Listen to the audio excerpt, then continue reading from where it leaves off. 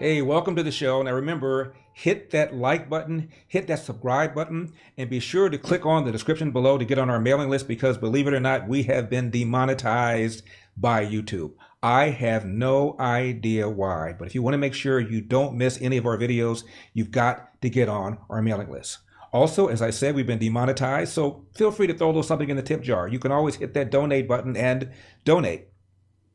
And remember, the first half of the show you can see for free. Second half of the show, you have to be a subscriber. How do you subscribe? Go to larrywithepoch.com. That's larrywithepoch.com. Now, the monologue today. More New York Times bigotry. No, the New York Times writer Ian Prasad Philbrick, that's his name, Ian Prasad Philbrick, did not call Herschel Walker, as I was called by an LA Times writer, the black face of white supremacy, but Philbrick came pretty darn close. About the Georgia Senate race between Senator Raphael Warnock and challenger Herschel Walker, Philbrick wrote, and I'm quoting, "For a lot of African Americans, Walker puts on display a lot of the worst stereotypes that white conservatives in the South harbor toward them, that his talents are only in athletics, and that he is, in his own telling, not that smart. If a candidate as controversial as Walker wins," Philbrick writes, "the takeaway will be that if you have enough star power, speak the language of the party's base, and have Trump's backing, you too can be in the Senate." He continues, "I was with Walker about 3 weeks ago in a heavily conservative, heavily white northern Georgia county. When I follow Walker to these kinds of events, we're really the only two African Americans there. A white man walked up to me and he was like," by the way, who says a white man walked up to me and he was like, if you write for the New York Times? "A white man walked up to me and he was like, 'Where are all the black people?' He seemed to understand that Walker was a black candidate who was not garnering much black support in a state where you actually need a little bit to win. I've even talked to black conservatives who are shaking their heads in disappointment, though not on the record, of course." End of quote. My goodness. Where to start? To Philbrick, Walker brings nothing to the table other than star power and supporting Donald Trump. Any old celebrity will do, right? Like likability, relatability, completely irrelevant. Why not Cardi B?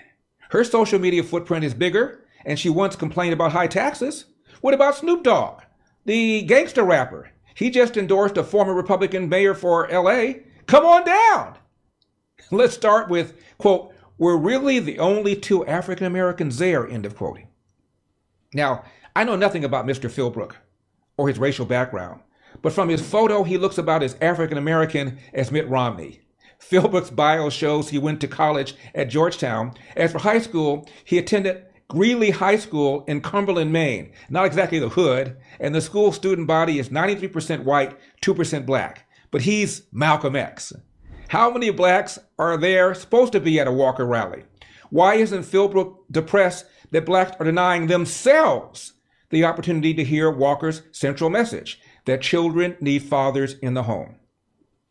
Is Walker supposed to kidnap blacks and force them to hear him speak? Is there some barrier preventing blacks from attending a secret password, a fraternity handshake, or an initiation fee to get in?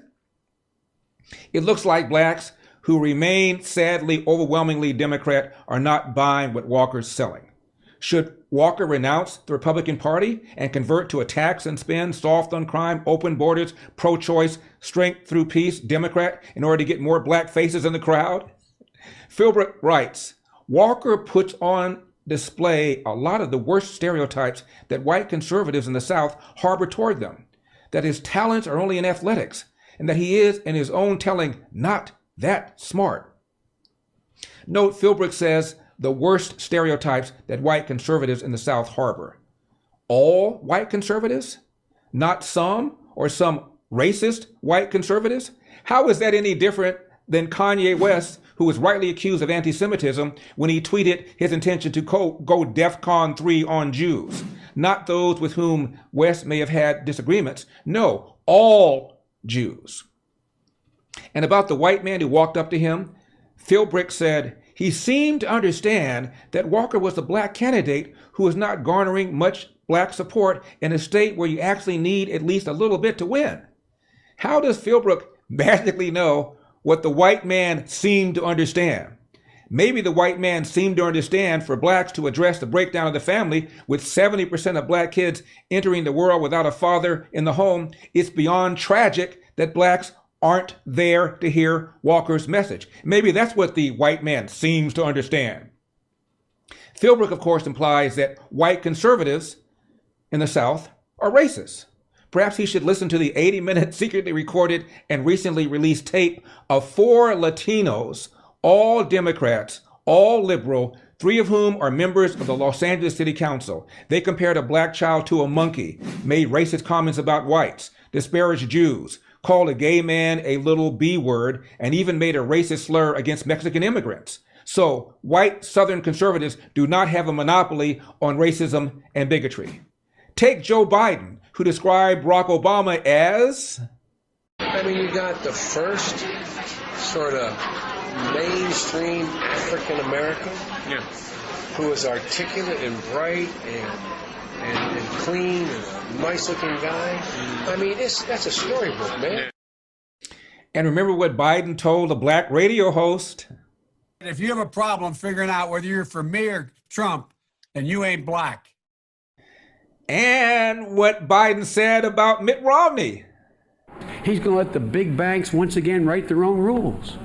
Unchain Wall Street. They're going to put you all back in chains. Unchain Wall Street. Gonna put y'all back in chains. And then there's Representative Ayanna Pressley, one of the squad, who said, we don't need black faces who don't want to be a black voice. We don't need Hispanic faces who don't want to be a black voice, and so forth. And then there's Representative Benny Thompson. He's chairman of the January 6th committee. He calls Supreme Court Justice Clarence Thomas and Uncle Tom. Now, a few years ago, I enjoyed a Johnny Mathis concert. Apart from my girlfriend and me, we were about the only blacks in the audience, despite the fact that the arena was in a nearby suburb of Cleveland, a city that's nearly 50% black. Should Mathis have gone on a guilt trip because there weren't more blacks in the audience? Should I have waited outside and recruited some blacks before going in so I could have some black company? I once heard country singer and pianist Charlie Rich at an outdoor arena at the Michigan State Fair in Detroit. From what I can tell, I was about the only black in a crowd of maybe 3,000. According to Mr. Philbrick, maybe I should have stayed home and just listened to Behind Closed Doors on the radio. As for Walker saying, I'm not that smart, what if Biden and Senator-elect John Fetterman? During the 2008 presidential campaign, Obama reportedly said of his running mate, how many times is Joe Biden going to say something stupid?